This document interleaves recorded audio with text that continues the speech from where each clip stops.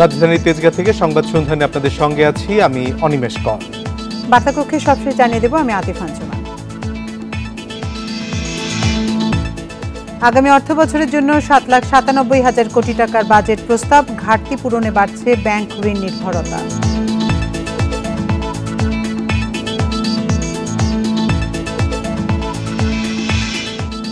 খরচ বাড়ল মোবাইলে কথা বলায়, ফ্রিজ এসি সহ সব ধরনের সিগারেটের দাম বাড়ছে, বাজেটে খরচ কমছে কিডনি চিকিৎসার।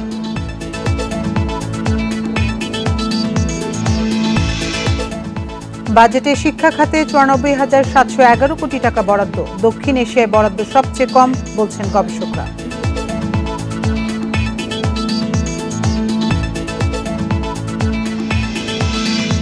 বাজেটে আইএমএফের শর্তের প্রভাব স্পষ্ট, রাজস্ব আয় বাড়াতে আয়কর ও ভ্যাটে অব্যাহতি কমানোর প্রস্তাব। শুনছিলেন শিরোনাম, এবার বিস্তারিত। এবার আসন্ন বাজেটের খবর।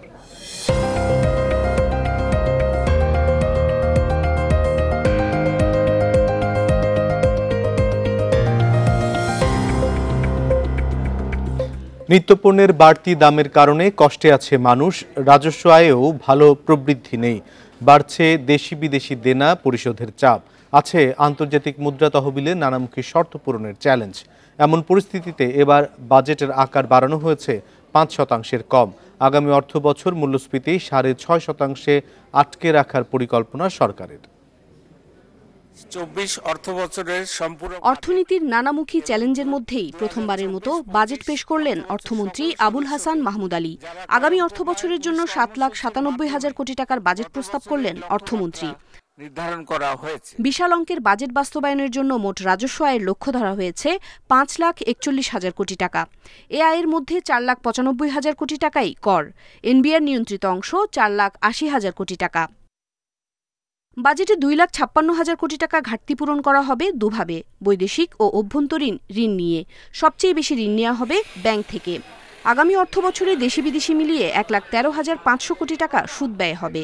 প্রস্তাবিত বাজেটে মোট ঘাটতির মধ্যে 1,60,900 কোটি টাকা অভ্যন্তরীণ উৎস হতে এবং 95,100 কোটি টাকা বৈদেশিক অর্থ হতে নির্বাহ করার জন্য প্রস্তাব পেশ করছি। আগামী অর্থ বছর নিত্যপণ্য মানুষের ক্রয় ক্ষমতার মধ্যে রাখা এবং জীবনযাত্রার মান যেন সীমার মধ্যে থাকে সেটি নিশ্চিত করতে চান অর্থমন্ত্রী। এজন্য মূল্যস্ফীতির লক্ষ্য ধরা হয়েছে 6.5%। মূল্যস্ফীতির চাপ থেকে সাধারণ মানুষকে সুরক্ষা দিতে ফ্যামিলি কার্ড, ওএমএস ইত্যাদি কার্যক্রম জোরদার করা হয়েছে। আমাদের গৃহীত এসব নীতিকৌশলের ফলে আশা করছি আগামী অর্থ বছরে মূল্যস্ফীতি 6.5% নেমে আসবে। আগামী অর্থ বছর জিডিপি প্রবৃদ্ধির হার ধরা হয়েছে 6.75%। নিম্ন আয়ের মানুষকে স্বস্তি দিতে সামাজিক নিরাপত্তা কর্মসূচির আওতায় উপকারভোগীর সংখ্যা বাড়ানো হয়েছে। আগামী অর্থ বছর ভর্তুকি ও প্রণোদনা খাতে চলতি অর্থ বছরের চেয়ে বেশি বরাদ্দ রাখা হয়েছে। মূলত ভর্তুকি বাড়ানো হয়েছে বিদ্যুৎ, জ্বালানি ও কৃষি খাতে। উমন্নাহার আজমি, ইন্ডিপেন্ডেন্ট নিউজ, ঢাকা। বাজেটের আরো খবর জানতে চলে যাচ্ছে সহকর্মী জাহিদুল বাশারের কাছে। বাশার। আতিফা আঞ্জুমান এবং অনিমেষ খান, আপনার দুজনকে ধন্যবাদ। দেখুন, 7,97,000 কোটি টাকা, 8 লাখ কোটি টাকার বাজেট প্রায় দেওয়া হয়েছে। আমরা সেই বিষয় নিয়ে আলোচনা করব। শুরুতে জানবো যে আসলে এবারের বাজেটের বেশ কিছু গুরুত্বপূর্ণ তথ্য জেনে নিব। মোট বাজেট ছিল 7,97,000 কোটি টাকার, যা গতবারের থেকে 36,000 কোটি টাকার কিন্তু প্রস্তাবিত বাজেটে বেশি রাখা হয়েছে। এই রাজস্ব আয়ের ক্ষেত্রে এবার 5,41,000 কোটি টাকা লক্ষ্যমাত্রা নির্ধারণ করা হয়েছে এবং 2,56,000 কোটি টাকা ঘাটতি বাজেট, যেটি ঋণের মাধ্যমে করা হবে। তার মধ্যে অভ্যন্তরীণ খাত, ব্যাংক খাত থেকেই 1,37,000 কোটি টাকার মতোই কিন্তু নেওয়া হবে, তেমনটি এবারের বাজেটের লক্ষ্যমাত্রা নির্ধারণ করা হয়েছে। অর্থমন্ত্রী তার বাজেট বক্তৃতায় তেমনটি বলেছেন। জিডিপি প্রবৃদ্ধির লক্ষ্য 6.75 ধরা হয়েছে, যেটি খুব স্বাভাবিক, কারণ জিডিপি প্রবৃদ্ধির লক্ষ্য এর আগে বাংলাদেশে 7-এর উপরেও গেছে, সুতরাং সেই রেকর্ড রয়েছে। জিডিপি 6.75, সেটি স্বাভাবিক। প্রধান চ্যালেঞ্জ মূল্যস্ফীতি নিয়ন্ত্রণ, লক্ষ্যমাত্রা 6.5 ধরা হয়েছে, যেটি এরই মধ্যে বিশ্লেষকরা বলছেন যেটি অনেকটা অসম্ভব, কারণ এই মুহূর্তে বাংলাদেশে মূল্যস্ফীতি কিন্তু 9-এর উপরে চলছে। সুতরাং সেই জায়গায় সবচেয়ে বড় চ্যালেঞ্জ। অর্থমন্ত্রী নিজেও তার বক্তব্যে সেই বিষয়টি তুলে ধরেছেন। আমরা এবার একটু জানবো সবচেয়ে আগ্রহের জায়গা যেটি, সেটি হচ্ছে যে আসলে এই বাজেটে কোন পণ্যগুলোর দাম বাড়লো এবং কোনগুলোর দাম কমলো। সাধারণ মানুষের সবচেয়ে বড় প্রশ্ন থাকে, যেমন সব ধরনের ফ্রিজ, এসির দাম বাড়বে, আমদানি করা ফুল ও ফলের দাম বাড়বে, কাজু বাদাম, generator, motorcycle, water filter, LED bulb, এগুলোর দাম বাড়ছে। আর প্রতি বছরের মতো এবারও সিগারেট ও তামাক পণ্যের দাম আরও বাড়বে এবং এই ক্ষেত্রে এই বাজেট ঘোষণার সাথে সাথে সিগারেট এবং তামাক পণ্যের দাম কিন্তু বেড়ে গেছে এরই মধ্যে। কারণ এটি করা হয় যাতে করে কেউ স্টক না করতে পারে, যাতে করে কেউ গুদামজাত করে অতিরিক্ত মুনাফা অর্জন করতে না পারে, সে কারণে এটি করা হয়ে থাকে। আমরা এবার জানবো যে সবচেয়ে দাম কমছে কোনগুলোর, আসলে সেই বিষয়গুলো আনবো যেগুলো আসলে ভালো খবর দিচ্ছে ভোক্তাদের। ডায়ালাইসিস ফিল্টার এবং সার্কিটের দাম কমছে, কিডনিজনিত রোগীদের জন্য এটি একটি সুখবর। ডেঙ্গু পরীক্ষার কিট, গুঁড়ো দুধ, চকলেট, ল্যাপটপ এগুলো কমছে। ল্যাপটপের দাম কমানো বিশেষ করে নকল পণ্য এড়ানোর জন্য একেবারে সরাসরি আমদানি করও কিন্তু কমানো হয়েছে। গোখাদ্যের দাম কমছে, মৎস্য পোলট্রি শিল্পের খাবারের দামও কমেছে, এয়ারক্রাফটের ইঞ্জিন ও প্রপেলারের দাম কমছে। সুতরাং আরও বেশ কিছু পণ্য রয়েছে যেগুলোর আসলে দাম কমছে। প্রতি বছর বাজেটের পরে এগুলোর প্রভাব দেখা যায়। তবে কিছু অসাধু ব্যবসায় রয়েছে, আসলে 30 জুন এই বাজেট কিন্তু পাস হবে, তার আগেই যেগুলোতে আসলে তাৎক্ষণিকভাবে মূল্য বৃদ্ধির কথা নয় সেগুলোরও কিন্তু তারা বাজেটের দোহাই দিয়ে বাড়িয়ে থাকেন। সেই জায়গায় নজর দিতে হবে, বিশ্লেষকরা তেমনটি বলছেন। আমরা এখন এবারের যে বাজেট, সেই বাজেট নিয়ে প্রতিক্রিয়া জানবো। আমাদের সাথে সরাসরি যুক্ত হচ্ছেন সাবেক কৃষিমন্ত্রী এবং কৃষি সংহতি স্থায়ী কমিটির সভাপতি, সংসদ সদস্য ডক্টর আব্দুর রাজ্জাক। আমরা জানবো তার কাছ থেকে। ডক্টর আব্দুর রাজ্জাক, আপনাকে স্বাগত জানাচ্ছি। এরই মধ্যে রাজনৈতিক নেতারা প্রতি বছরের মতো এবছরও নানান ধরনের প্রতিক্রিয়া জানিয়েছেন। প্রধান রাজনৈতিক দলগুলো থেকে যেটি এসেছে যে এটি গণমুখী বাজেট নয়, লুটের বাজেট এবং এই বাজেটে সাধারণের উপর চাপ বাড়বে। এরই মধ্যে বিভিন্ন ক্ষেত্রে কর বাড়ানো হয়েছে। সুতরাং সেই প্রশ্নের উত্তরটা আগে একটু জানতে চাই, সরকারের জায়গা থেকে কিভাবে ব্যাখ্যা করবেন? সবসময়ই তো বলা হয়ে থাকে যে বাজেট গণমুখী না। বাজেট দেওয়ার পরেই বিরোধী দল, যারা সরকারের সমর্থক না, শুভাকাঙ্ক্ষী না, অনেক বুদ্ধিজীবী, অনেক সুশীল সমাজের প্রতিনিধিরা, অর্থনীতিবিদরা এই ধরনের বক্তব্য দিয়ে থাকে। তো সেটা আমি গতানুগতিক, এটি নিয়ে আমি অতটা বেশি মনে করছি না। তবে স্পেসিফিক যদি ওনারা বলেন সেগুলো অবশ্যই আমরা বিবেচনায় নিব। এই বাজেট আজকে উপস্থাপন হয়েছে, 1 মাস ধরে প্রায় আলোচনা হবে। আলোচনার ভিত্তিতে যদি কারো কোনো ভালো সুপারিশ থাকে নিশ্চয়ই সেগুলো সরকার, অর্থ মন্ত্রণালয় গুরুত্ব সহকারে নেবে এবং সেগুলো পুনর্নির্ধারণ করবে, বিবেচনা করে। যেটি আমি বলবো যে এবারের বাজেটটি খুবই বাস্তবসম্মত। আমরা জানি যে করোনার পরে যেমন 18-19 সালে, 19-20 সালে বাজেট যেভাবে অর্থনীতির চাঙ্গা ছিল, যেভাবে চলছিল, সেই ধারায় এখন চলছে না।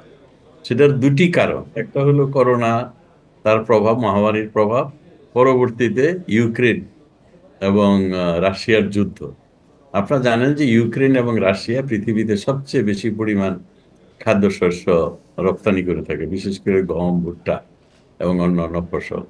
দ্বিতীয়ত অনেক কাঁচামাল, যেমন রাশিয়া পটাশ এরা এক্সপোর্ট করে। পটাশ একটা গুরুত্বপূর্ণ সার এবং আমাদের দেশের কৃষির জন্য এটা খুবই গুরুত্বপূর্ণ। এই সমস্ত কারণে জিনিসপত্রের দাম বেড়েছে, সরকারকে অনেক বেশি ভর্তুকি দিতে হয়েছে।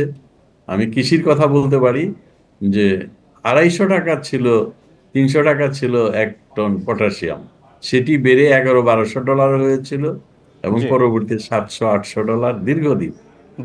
এই যে বাড়তি খরচের বোঝা, তেলের দাম বাড়ার ফলে বিদ্যুতের উপরে যে প্রভাব এসছে। ডক্টর রাজ্জাক, আপনি যেমনটা কৃষির কথা বলছিলেন, গতবারের থেকে এবার 2888 কোটি টাকা এবার বাজেটে বেড়েছে কৃষি খাতে। একটু জানতে চাই, খুবই সংবেদনশীল একটি প্রশ্ন যেটি নিয়ে আলোচনা হচ্ছে। সরকার দুর্নীতির ক্ষেত্রে 0 টলারেন্স ঘোষণা করেছে অনেক আগে থেকেই, কিন্তু কালো টাকা সাদার ক্ষেত্রে বলা হয়েছে 15% কর দিয়ে এই সম্পদ সাদা করা যাবে, বৈধ করা যাবে, যে ক্ষেত্রে কেউ কোনো প্রশ্নও তুলবে না যে কোত্থেকে আসলো টাকা, কিভাবে এটি ইনকামটা কিভাবে তিনি করলেন। এটি আসলে দ্বিমুখী নীতি হয়ে গেল কিনা? এটা বহুল আলোচিত একটা বিষয়। এর আগেও বিভিন্ন সরকার এটি করেছে, আওয়ামী লীগ সরকার, বিএনপি সরকার, তারাও করেছে। বাস্তবতার নিরিখে কালো টাকা অনেকেই নানানভাবে টাকা হয়, তাদের আয় দেখায় না, ইনকাম ট্যাক্সে কম দেওয়ার জন্য নানানভাবে তারা টাকাকে লুকিয়ে রাখে। এই সুযোগটা তাদেরকে দেওয়া হয়েছে। অনেক সময় বৈধ টাকাও তারা দেখায় না। কাজে এটা একটা তাদের জন্য সুযোগ বলে আমি মনে করি। উম, আছে কিছুটা খারাপ দিক আছে, এটা অস্বীকার করা যাবে না একদম, যেটা ভালো কিছুটা তো দ্বৈততা আছে, তবু বাস্তবতার খাতিরে আমাদের এই সময় রেভিনিউর ঘাটতি রয়েছে। এই সকল দিক বিবেচনা করে আমার মনে হয় যে সরকার এই সিদ্ধান্তটি নিয়েছে। এবারের বাজেটে তো বাজেটে সবচেয়ে বেশি যে চ্যালেঞ্জটি ছিল যে মূল্যস্ফীতি নিয়ন্ত্রণ করা, 6.5-এ লক্ষ্যমাত্রা নির্ধারণ করা হয়েছে, এবং এক কথা এটাকে অসম্ভব বলছেন বাজেট বিশ্লেষকরা। তাহলে কি মানে এটা কথার কথা হয়ে গেল? মূল্যস্ফীতির বিষয়টা আমি বলছি যে কৃষি পণ্য, যেগুলো চাল আমাদের মূলত মেইন কৃষি পণ্য, শাকসবজি, আলু, বিভিন্ন, এগুলোর দাম অনেক বেশি। একটা হলো ধরেন গম, আমরা বিদেশ থেকে আমদানি করি, আন্তর্জাতিক বাজারে দাম অনেক বেশি। চালের দাম $600-700, যেটি $400 থাকে। আপনার পোলট্রি শিল্পের জন্য ভুট্টা আমদানি করতে হয়, আমাদের সয়াবিন পুরাটাই আমদানি করতে হয়, এবং এত বড় পোলট্রি শিল্পের জি, প্রোটিনের মূল সোর্স হলো এই সয়াবিন। এটা ব্রাজিল, ইউএসএ বিভিন্ন দেশ থেকে আনা হয়, ইন্ডিয়া।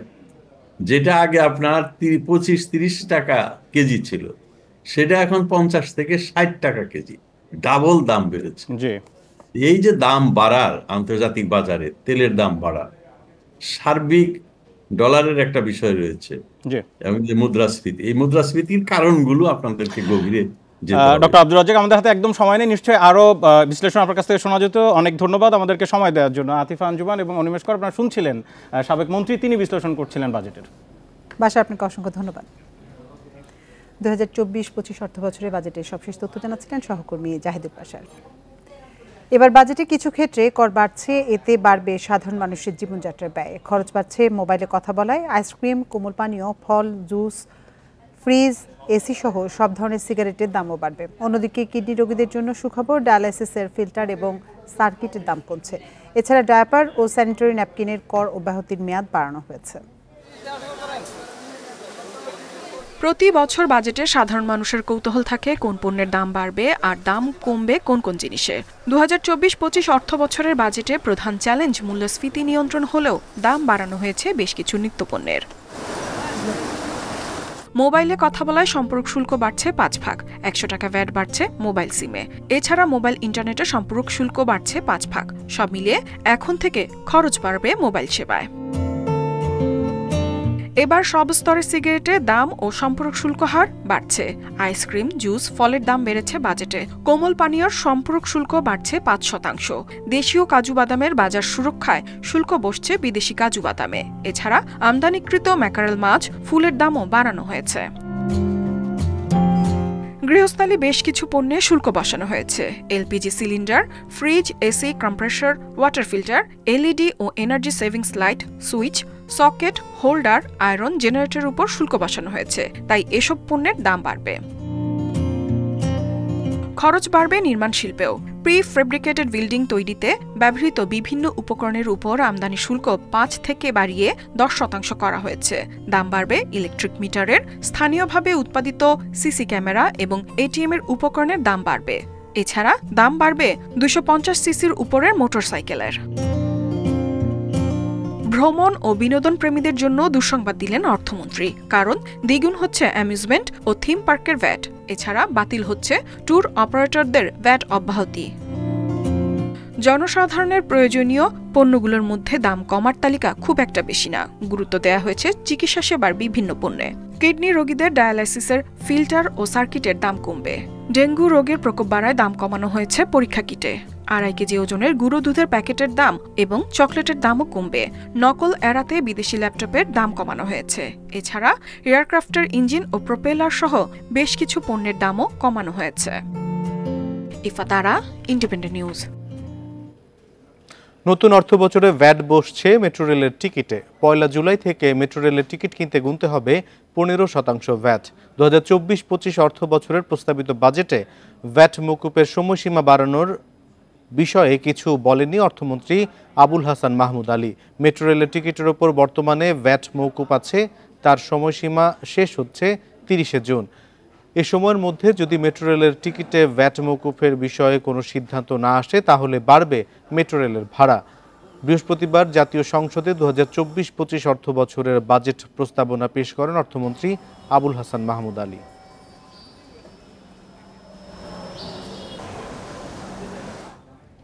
এবার শিক্ষা খাতে 94,711 কোটি টাকা বরাদ্দ দেওয়া হচ্ছে, যা মূল বাজেটের 11.88%, আর জিডিপির 1.86% বরাদ্দ হচ্ছে এই খাতে। গতবারের থেকে 6,000 কোটি টাকা বরাদ্দ বাড়লেও শিক্ষা গবেষকরা বলছেন, দক্ষিণ এশিয়ায় শিক্ষায় বাজেটে সবচেয়ে কম বরাদ্দ দেশের তালিকায় আছে বাংলাদেশ। আগামী 2024-25 অর্থ বছরের জাতীয় বাজেট প্রস্তাব করা হয়েছে 7,97,000 কোটি টাকা। সম্পূর্ণ অনলাইন। এর মধ্যে শিক্ষা মন্ত্রণালয়ের মাধ্যমিক ও উচ্চশিক্ষায় বরাদ্দ থাকছে 44,109 কোটি এবং কারিগরি ও মাদ্রাসায় বরাদ্দ 11,783 কোটি টাকা। অন্যদিকে প্রাথমিক ও গণশিক্ষায় 38,819 কোটি টাকা বরাদ্দের প্রস্তাব রাখা হয়েছে। শিক্ষার প্রধান উপকরণ বই, যাতে শিক্ষার্থীরা বছরের শুরুতেই পায়। ইউনেস্কোর সুপারিশ অনুযায়ী জিডিপির 6% আর মূল বাজেটের 20% শিক্ষা খাতে বরাদ্দ দিতে হবে। শিক্ষা গবেষকরা বলছেন, দক্ষিণ এশিয়ার দেশগুলোর মধ্যে ভুটানে জিডিপিতে শিক্ষায় বিনিয়োগ 6.6%, আফগানিস্তানে 4.1%, ভারত ও পাকিস্তানে বরাদ্দ 2.9%। অথচ বাংলাদেশে এবার দেয়া হচ্ছে 1.86%। বরাদ্দ বাড়াচ্ছে টাকার অঙ্কে, কিন্তু আমাদের তো সেই পরিমাণ শিক্ষক এবং শিক্ষার্থীও বাড়ছে প্রতি বছর এবং টাকার ইনফ্লেশন হচ্ছে। তো সেই ক্ষেত্রে একটা ইন্টারন্যাশনাল স্ট্যান্ডার্ড হলো যে জিডিপির কত পার্সেন্ট বরাদ্দ। মন্ত্রণালয় বলছে, আগামী বাজেটে সবচেয়ে বেশি গুরুত্ব পাবে নতুন শিক্ষাক্রম বাস্তবায়ন, শিক্ষকদের প্রশিক্ষণ, শিক্ষাক্রমের আলোকে ক্লাসরুম প্রস্তুত করার জন্য বরাদ্দ রাখা হবে। নতুন কারিকুলাম নিয়ে আমরা কাজ করব এবং নতুন কারিকুলামের বাস্তবায়নের জন্য যে কাজগুলি করা দরকার সেটাই আমাদের প্রথম গুরুত্ব। নতুন যে সহকারী শিক্ষকদের জন্য যে বিটিপিটি, যেটা 10 মাসব্যাপী মৌলিক প্রশিক্ষণ আমরা চালু করেছি, এখানেও কিন্তু আমরা এই যে নতুন কারিকুলাম অনুযায়ী এই যে নিড বেসড ট্রেনিং এর বিষয়টা আমরা এখানে অন্তর্ভুক্ত করেছি। এবার নতুন প্রতিষ্ঠান এমপিও ভুক্তির জন্য 200 কোটি টাকা বরাদ্দ রাখার প্রস্তাবও দেয়া হয়েছে। নূরে আলম, ইন্ডিপেন্ডেন্ট নিউজ, ঢাকা। বাজেটের কর নির্ধারণী প্রস্তাবে দাতা সংস্থা আইএমএফ এর শর্তের প্রভাব স্পষ্ট। রাজস্ব আয় বাড়াতে আয়কর ও ভ্যাট দুই বিভাগেই অব্যাহতি কমানোর প্রস্তাব করেছেন অর্থমন্ত্রী আবুল হাসান মাহমুদ আলী। ব্যক্তির সর্বোচ্চ কর হার সহ অনেক ক্ষেত্রে বেড়েছে কর ও ভ্যাটের বোঝা। কিছু পণ্যে আমদানি শুল্কে ছাড় দেয়া হলেও আয় বাড়াতে অনেক পণ্যে বাড়ানো হয়েছে। ব্যক্তির করমুক্ত আয়ের সীমা অপরিবর্তিত রেখে করের সর্বোচ্চ হার বাড়িয়ে 30 করার প্রস্তাব করেছেন অর্থমন্ত্রী। শেয়ার বাজারে লেনদেনে মূলধনী মুনাফায় কর বসানো হয়েছে। ভৌত অবকাঠামো খাতে কর অব্যাহতি বাড়ানোর প্রস্তাব করেননি অর্থমন্ত্রী। বাতিল করেছেন বেসরকারি হাইটেক পার্কের সুবিধাও। আইসিটি খাতে ছাড়ের মেয়াদ 3 বছর বাড়ানোর প্রস্তাব করলেও সেবার সংখ্যা কমিয়েছেন 8টি। হোটেল, রেস্টুরেন্ট, কনভেনশন সেন্টার এসেছে উৎসে করের আওতায়। কর বেড়েছে মিষ্টি পানি উৎপাদনকারী কোম্পানি, ট্রাস্ট ও শিক্ষা প্রতিষ্ঠানের মুনাফা আয়ে। বাড়ানো হয়েছে রিটার্ন দাখিলের প্রমাণপত্র দেখানোর পরিধি। কর বাড়ছে পোশাক খাতেও। আয় বাড়াতে কালো টাকা সাদা করায় সাধারণ ক্ষমার প্রস্তাব করেছেন অর্থমন্ত্রী। অল্প কিছু ক্ষেত্রে আয়কর কমানোর প্রস্তাব করেছেন অর্থমন্ত্রী। শেয়ার বাজারের বাইরের ও এক ব্যক্তির কোম্পানির কর্পোরেট কর কমছে। নিত্যপণ্য সরবরাহেও করের চাপ কমিয়েছেন অর্থমন্ত্রী। ভ্যাটে আয় বাড়ানোর চাপ আরও বেশি স্পষ্ট। কিছু ক্ষেত্রে ব্যাংকের আবগারি শুল্ক বাড়ছে। আইসক্রিম, কোমল পানীয়, জুস, মোবাইলে কথা বলা, সিগারেট সহ নানা খাতে কর বাড়ানোর প্রস্তাব করেছেন অর্থমন্ত্রী। বিনোদন সহ অনেক খাতে বেড়েছে ভ্যাটের হার। কমানো হয়েছে ভ্যাট অব্যাহতিও। এসি ফ্রিজ উৎপাদনে ছাড় কমানো হয়েছে। মোবাইল উৎপাদন, এভিয়েশন খাত, অফশোর ব্যাংকিং সহ অল্প কিছু ক্ষেত্রে ছাড় দেওয়ার প্রস্তাব করেছেন অর্থমন্ত্রী। ট্যারিফ যৌক্তিকীকরণের অংশ হিসেবে 282 পণ্যে আমদানি শুল্ক যেমন এসডিআরডি কমানোর প্রস্তাব করেছেন অর্থমন্ত্রী। হাইটেক পার্ক ও অর্থনৈতিক অঞ্চলের আমদানিতে আরোপ করা হয়েছে আমদানি শুল্ক। আরও বেশ কিছু খাতে কাঁচামাল ও মূলধনী যন্ত্র আমদানিতে শুল্ক বাড়িয়েছেন অর্থমন্ত্রী। আমরা এগিয়ে যাব অপার সম্ভাবনাময় আগামীর পথে ইনশাআল্লাহ। আগামী অর্থ বছর থেকে দাতা সংস্থা আইএমএফ এর নিকট কড়া জবাবদিহি করতে হবে এনবিআরকে। তার প্রস্তুতি হিসেবে বাজেটে বিভিন্ন খাতে কর হার বাড়িয়ে আদায় বাড়ানোর চেষ্টায় সংস্থাটি। যদিও ফাঁকি বন্ধ করে আরও বেশি কর আদায়ের সুযোগ আছে সংস্থাটির। বিশ্লেষকরা বলছেন কাঠামোগত দুর্বলতার কারণে কর বাড়ানোর সহজ পথে এনবিআর হাঁটছে। Ruhul Amin, independent news, Dhaka. নতুন বাজেটে নিত্যপণ্যে উৎস কর কমানোর প্রস্তাব করা হয়েছে। নিত্য প্রয়োজনীয় পণ্য এবং খাদ্যশস্য সরবরাহের উপর উৎস করের হার অর্ধেক করে 1% করা হয়েছে। বাজেটে 27টি নিত্যপণ্য এবং খাদ্যশস্য সরবরাহের উপর উৎসে কর কমিয়ে 1% করার প্রস্তাব করা হয়েছে। এর ফলে পেঁয়াজ, রসুন, চাল, গম, ভোজ্য তেল, চিনি সহ আরও বেশ কিছু পণ্যের আমদানি খরচ কমবে। ধারাবাহিক উচ্চ মূল্যস্ফীতির সময়ে ভোক্তারা কিছুটা স্বস্তি পাবে বলে আশা সরকারের।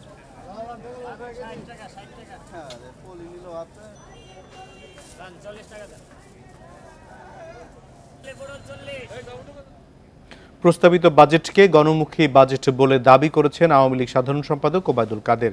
এ বাজেট বাস্তবায়নযোগ্য বলে মনে করেন ক্ষমতাসীন দলের সংসদ সদস্যরা। বিপরীতে জাতীয় পার্টির চেয়ারম্যান জিএম কাদের বলেছেন, প্রস্তাবিত বাজেট জনবান্ধবমুখী নয়, জনগণের উপর চাপ আরও বাড়বে। জাতীয় সংসদে বাজেট পেশ শেষে তাৎক্ষণিক প্রতিক্রিয়ায় এসব কথা বলেন তারা।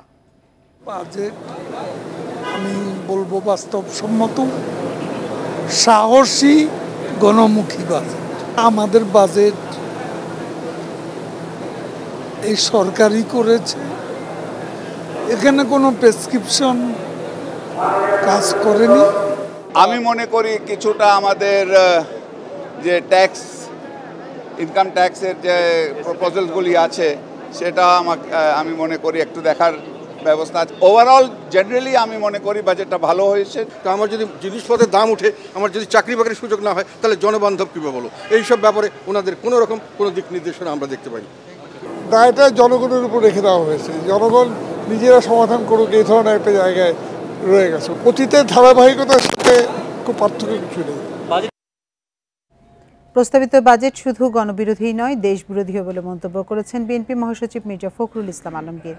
এই বাজেটে ব্যাংক ও বিদেশিদের উপর ঋণ আরও বাড়বে বলেও দাবি করেন তিনি। বৃহস্পতিবার বিএনপি চেয়ারপারসনের গুলশান কার্যালয়ে বাজেট পরবর্তী তাৎক্ষণিক প্রতিক্রিয়ায় এসব কথা বলেন মির্জা ফখরুল।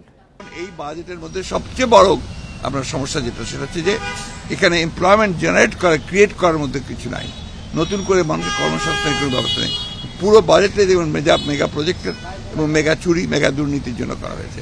সুতরাং এই বাজেটকে শুধুমাত্র তথাকথিত ভাষায় গণবিরোধী বলবো না, এটা আসলে বাংলাদেশ বিরোধী বাজেট হয়েছে।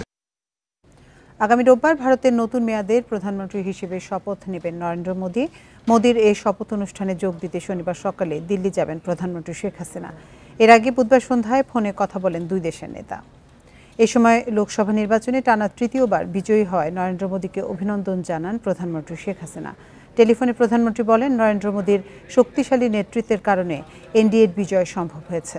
ফোনালাপে তিনি আশা প্রকাশ করেন, এই বিজয়ের মধ্য দিয়ে ভারত বিশ্ব অঙ্গনে আরও এগিয়ে যাবে। বাংলাদেশ এবং ভারতের মধ্যকার সৌহার্দ্যপূর্ণ, বন্ধুত্বপূর্ণ সম্পর্কের কথাও উল্লেখ করেন প্রধানমন্ত্রী শেখ হাসিনা। এ সময় মোদী ভারতের নতুন সরকারের শপথ অনুষ্ঠানে শেখ হাসিনাকে আমন্ত্রণ জানান। শেখ হাসিনা মোদীর আমন্ত্রণ গ্রহণ করেন।